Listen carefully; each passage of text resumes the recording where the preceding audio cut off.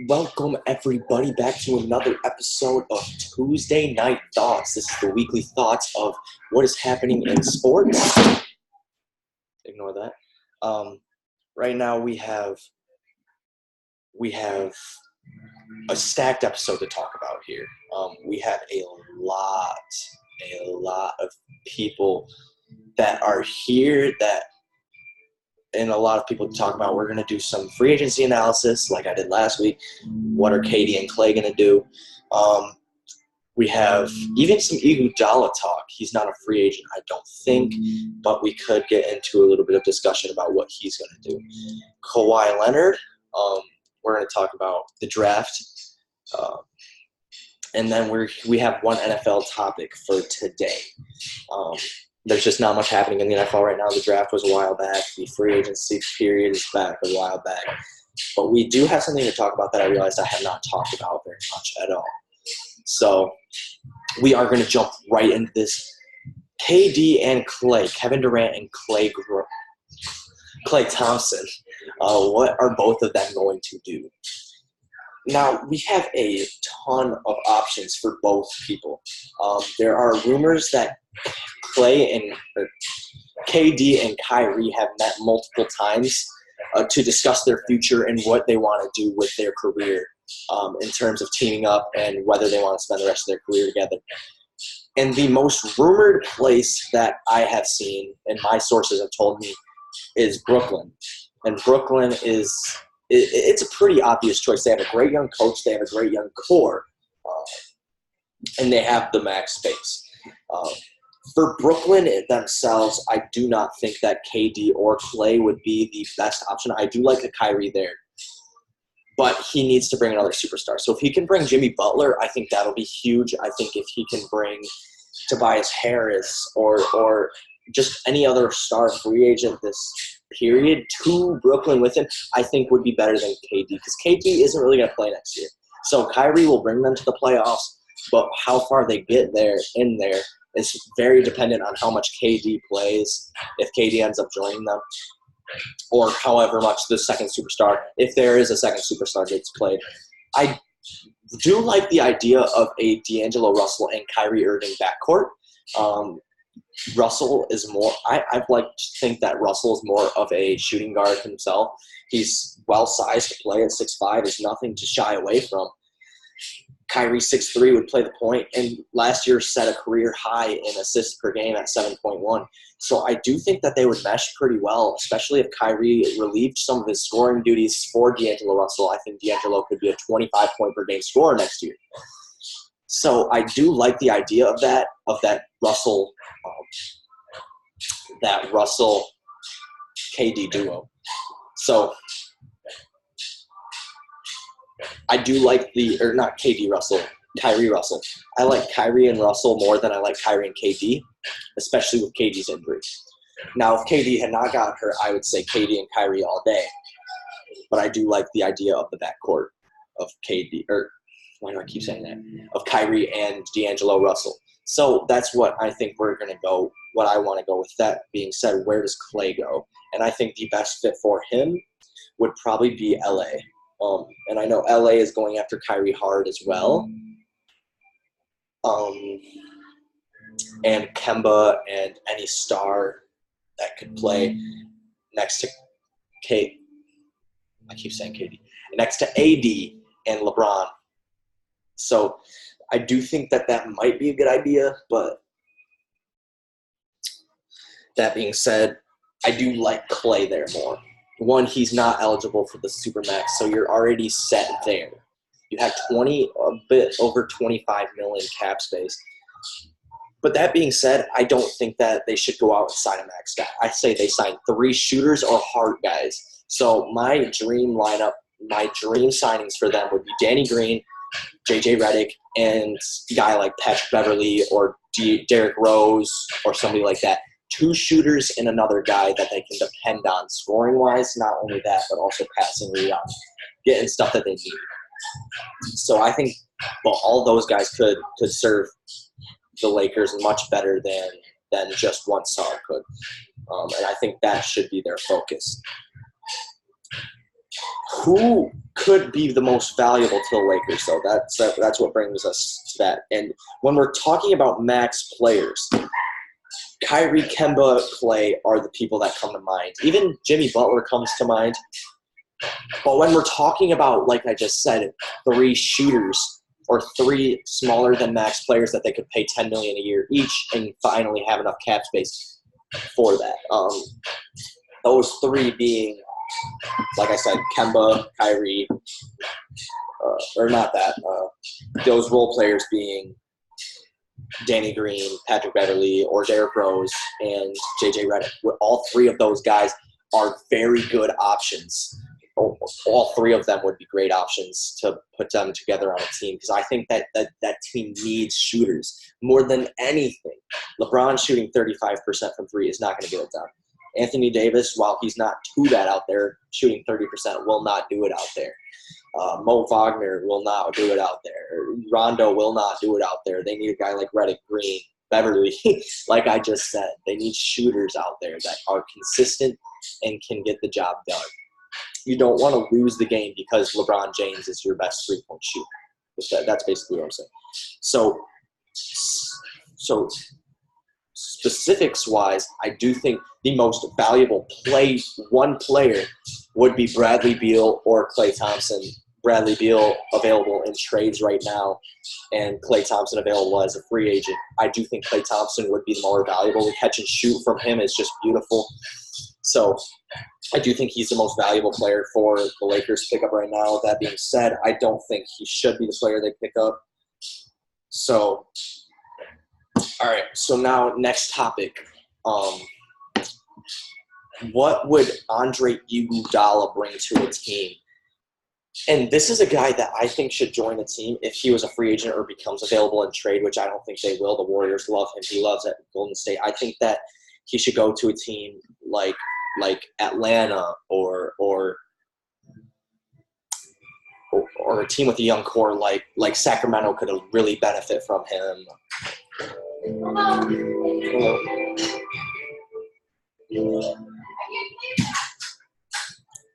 Sorry, coworker barging in. That shouldn't happen again.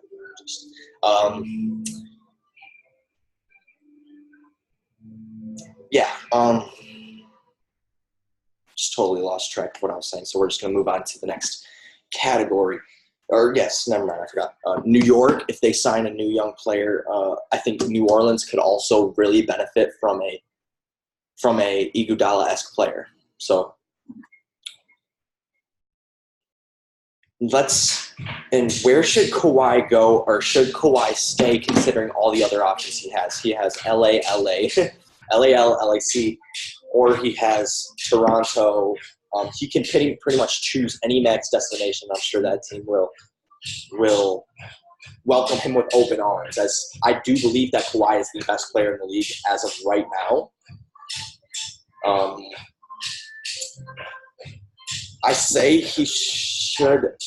I think the Warriors struggled with the Clippers with Lou Williams being their best player and without a actual dignified all-star.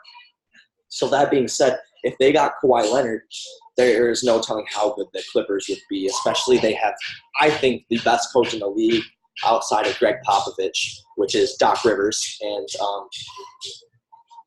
so I think that's the best move for him.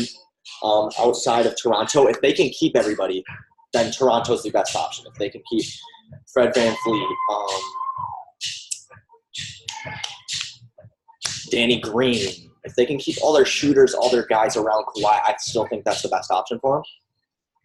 And then outside of that, I do think Toronto is the best option for him. Outside of Toronto, though, I do think he should go to LAC because there's no telling how good they would be. One, he has an amazing coach. Two, he has a team full of dogs.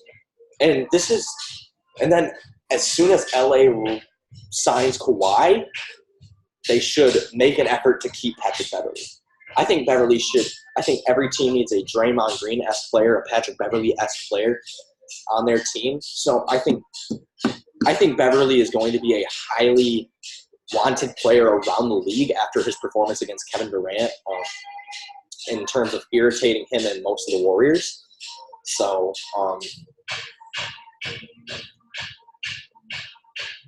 yes, that is my take on Kawhi's options. The draft analysis here. Zion Williamson was one of the most highly recruited, highly hyped players coming out of college of all time. But that being said, I do not think he's going to be the best player from this draft class. I do think it'll be Ja Morant. Ja Morant, he possesses a whole lot that Zion does not. Ja Morant is Russell Westbrook with a better IQ. I feel like I've talked about this before. Ja he's a good shooter. He's a good passer. He takes smart shots. He puts his team in better situations than they were without him. He puts his team. I would not be surprised if Memphis made the playoffs in their first year with Ja Morant. First year with Ja Morant, I would not be surprised if the Grizzlies made the playoffs. And that's not a shot towards Mike Conley. Mike Conley is an amazing point guard, and I wish he was traded to the East because he is probably the best player of all time to never be voted to an All-Star game. And I think him pairing up with Donovan Mitchell is going to be amazing for his career, even though he's older. That being said, I do think Memphis is going to be able to build around Ja Morant very easily. To be completely honest, Ja Morant's going to be easy to build around. Players are going to like playing with him. It's just the situation that they put him in. Memphis is not the best free agent destination. It's a smaller market team. And until Ja Morant becomes a top 10 player in the league, which I think is highly possible 4 or 5 years, that he's a top 10 player in the league, until he does that, they're not going to be a highly excitable free agent destination. So that being said, that's going to take them to pitch hard for Ja Morant to stay. And I do think, while I think Ja will be easy to build around because players will love playing with him, I do think his situation is going to be a lot like Kemba Walker's, where he's stuck on a mediocre team for so many years. And then people are just calling for him. Because it's a small market team, no, but it's not a highly touted, like I said, free agent destination. So it's really dependent on how many people they get there and everything like that. One more thing for the draft. Could RJ Barrett emerge as the best player from this draft class? He's in the biggest market of all top three picks. And I do think it's highly possible, if he doesn't let it get to him so very quickly, that he could be the best player from this class, and it could be no question. In his prime, I could see him being a Dwayne Wade, Kobe Bryant-esque player. I said it. I think that he is good enough to be that kind of player as long as he develops. I think he's going to jump in and be a starter right away from New York. I think that he's going to lead them to 15 more wins than they did last year, and they do need to make a splash in free agency, though. Like, I would, if I were the Knicks, I would not be mad with a Kemba Walker, Jimmy Butler, RJ Barrett line. You can't tell me Kemba Walker at the 1, Jimmy Butler at the 2, and then RJ Barrett at the 3 is going to make you mad, and then you have Kevin Knox at the 4, and then you have DeAndre Jordan at the 5. That is a good lineup. I would like that lineup. Shooting-wise, I like that lineup. Getting to the basket-wise, I like that lineup. The chemistry-wise, I like that lineup. I do believe that they could develop something very quickly. I think that is full of fast learners, full of leaders. Kemba Walker's an amazing leader. Jimmy Butler's a fairly good leader. So I do think that RJ could emerge as the best player in this draft. He has a good shot, a good enough shot, I should say. And I do think that he has hops. He's fast. He's quick. He can rebound. He can pass. He can do everything. So I do think that he could emerge as the best player in this draft, but he has to put in a lot of work. One more draft thing, and we're talking about all the Duke guys. Cam Reddish is going to be he's going to be exciting to watch because I think he's going to make the teams that passed on him very angry. I think the top 3 picks are settled. They'll be fine without Cam Reddish. But 4, 5, 6, 7, 8, 9 are going to be very mad that they passed on a guy like Cam Reddish. Cam Reddish is his game translates very well to the NBA. And I think that he's going to make teams regret on passing on him. And that being said, I think that it's going to be the biggest mistake of their career. I think he would have fit in well with the Suns. I think he would have fit in well with a lot of the teams in the top 10. I think they should have. I think that the Pelicans should have pulled the trigger on him at number 8.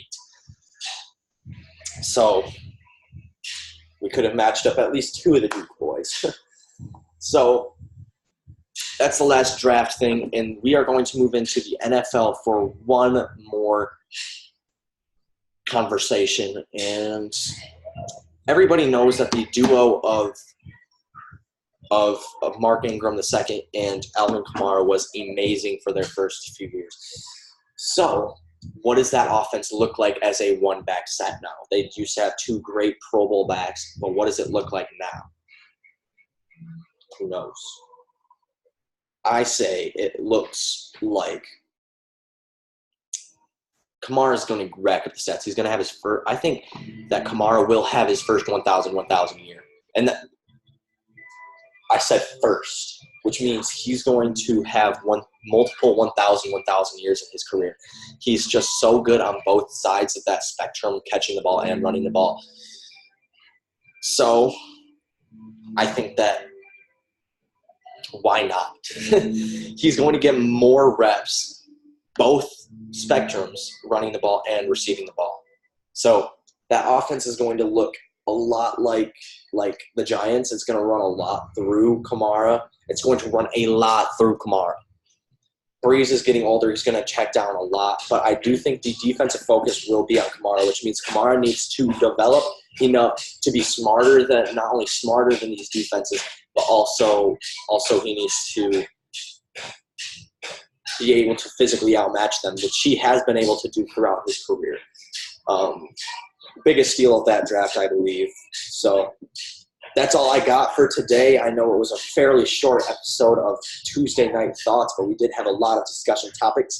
Don't forget to like and subscribe, and we will hopefully be back next week for another Tuesday Night Thoughts. Thank you.